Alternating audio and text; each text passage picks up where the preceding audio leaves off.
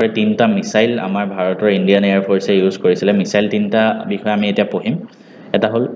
SCALP cruise missile এটা আছিল hammer precision guided bombs আৰু এটা লইবাটাৰিং মিউনিশনস মানে এটো এটা ড্ৰোন আছিল ঠিক আছে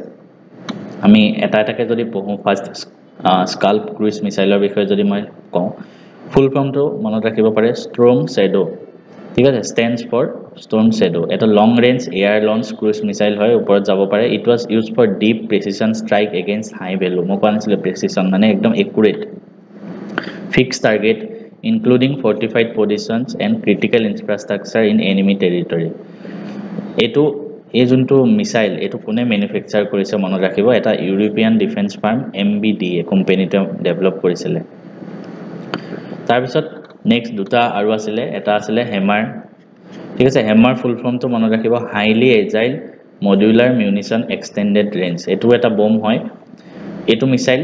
was used to engage targets requiring medium range precision যদি টার্গেট থাকে তাত টার্গেট কৰিবলে মানে ধৰক বহুত দূৰত আছে টেৰৰিষ্ট সাইট বিলাক হেতু কাৰণে এই হেমাৰটো ইউজ কৰে হেমাৰ প্ৰেচিজন গাইডেড বম ওচৰত থকা বিলাকৰ কাৰণে আগৰটো ইউজ কৰিছিল স্কাল্প আৰু দূৰত যেবিলাক পঠাইছে মাৰিছে হেতু কাৰণে এই হেমাৰটো ইউজ কৰিছিল এটো এটা ফ্ৰান্সৰ কোম্পানীয়ে ডিফেন্স কোম্পানীয়ে বনাইছিলে নামটো হল সাফৰান ইলেক্ট্ৰনিক্স এণ্ড ডিফেন্স তাৰ পিছত আৰু এটা ড্ৰোন ইউজ কৰিছিল নামটো এটো ইয়াক এই বুলিও জানা যায় যে কামিকাজে ড্ৰোনস মই উচ্চাৰণটো ভুল হ'ব পাৰে কাৰণ মই উচ্চাৰণটো বেলেগ হ'ব পাৰে এটো খালি নামটো মনত ৰাখিব কামিকাজে ড্ৰোনস এটো সাৰ্ভিলেন্সৰ কাৰণে ইউজ কৰে মানে টাৰ্গেট কেটাত মাৰাৰ আগতে এটো ড্ৰোন কেটা উৰুৱাই চাই আহে মানে কোনটো জায়গাত আছে তো এটো কাৰণে সাৰ্ভিলেন্স আৰু টাৰ্গেট এনগেজমেন্টৰ কাৰণে এই ড্ৰোনখন ইউজ কৰা হয় তিনটা আপোনালোকে মনত ৰাখিব